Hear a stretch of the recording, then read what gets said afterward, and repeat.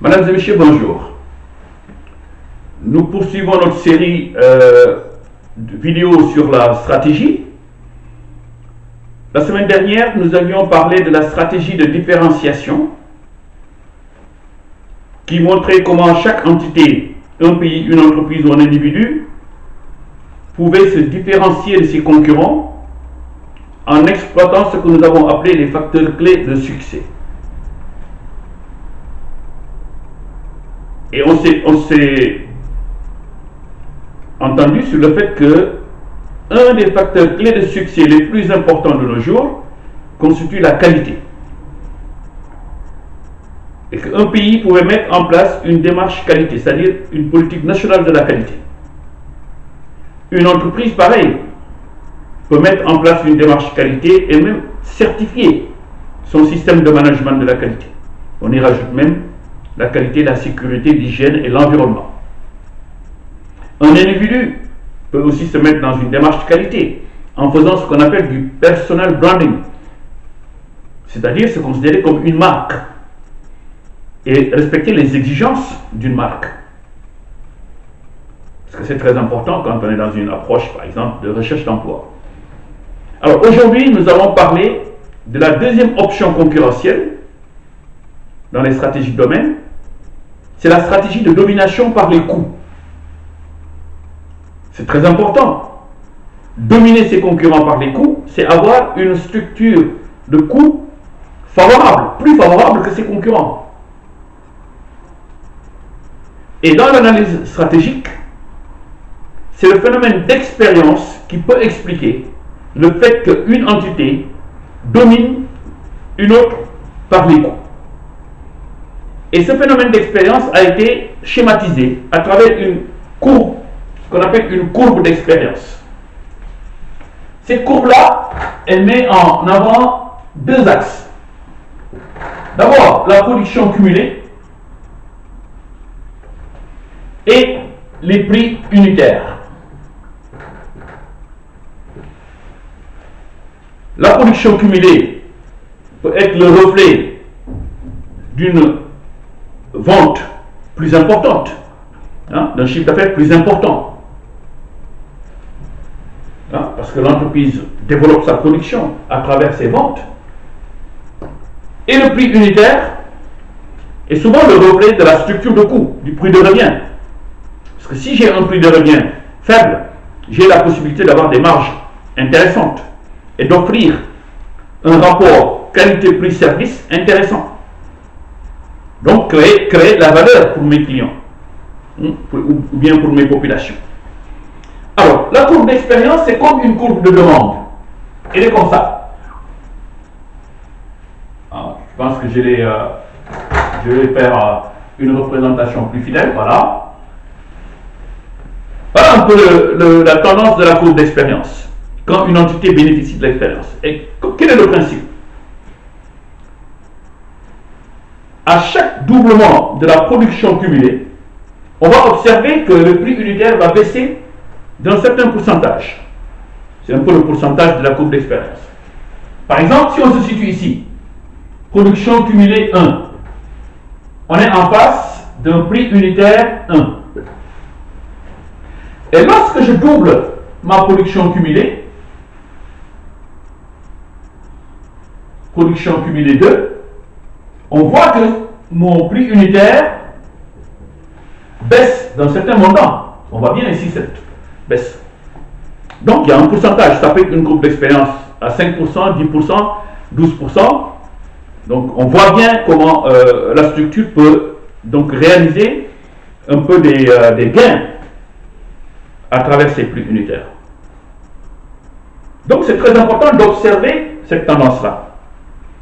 Alors, pourquoi on arrive à avoir ce phénomène d'expérience?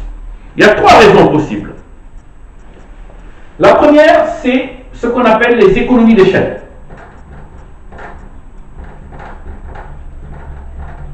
C'est quoi une économie d'échelle? C'est quand l'entité répartit ses coûts fixes sur un volume plus important.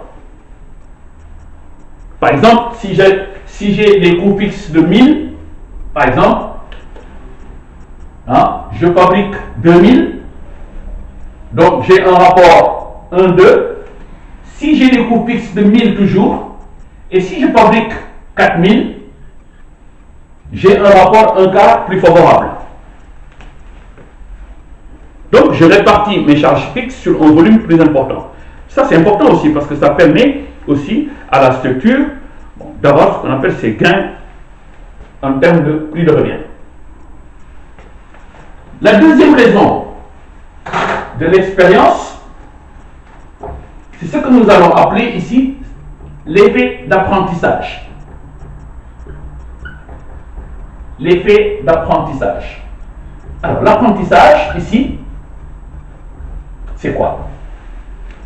C'est le fait que l'entité va bénéficier de gains de productivité à cause d'une meilleure maîtrise des process.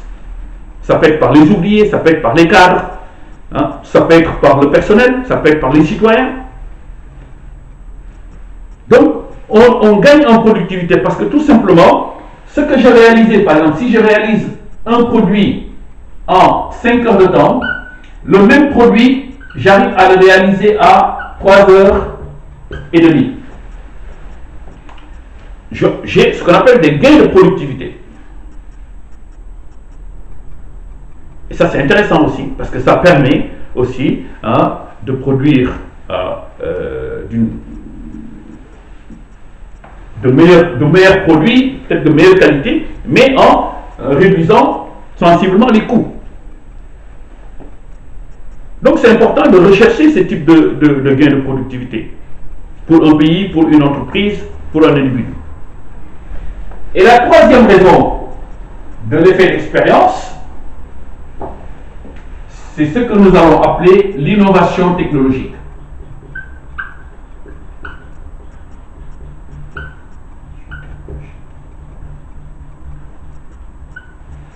L'innovation technologique.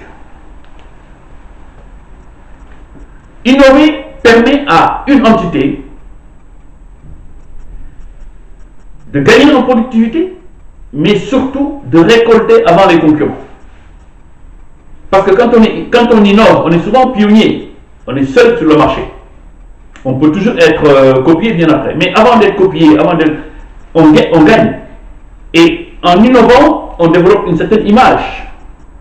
Il suffit tout simplement d'observer sur le marché de la téléphonie, avec Apple. Samsung qui est en train aussi. Hein. Mais l'innovation, c'est un process très important qui permet d'arriver à réduire sensiblement ses coûts et obtenir de très bonnes marges. Voilà un peu ce que nous pouvions dire sur cette stratégie de domination par les coûts.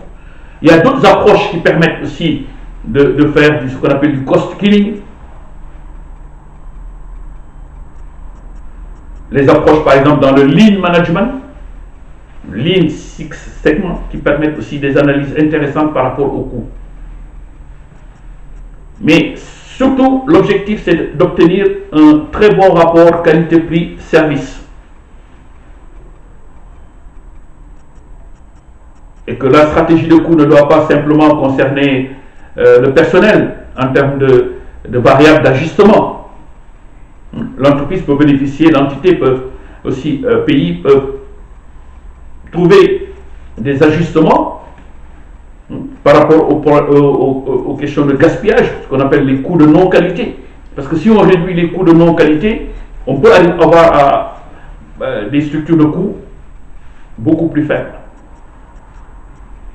La semaine prochaine, nous parlerons de la troisième option concurrentielle, qui est ce qu'on appelle les stratégies de niche. Parce qu'on peut obtenir des niches rentables, ça veut dire des créneaux inexploités, hein, qu'on peut aussi développer pour être compétitif. Je vous remercie.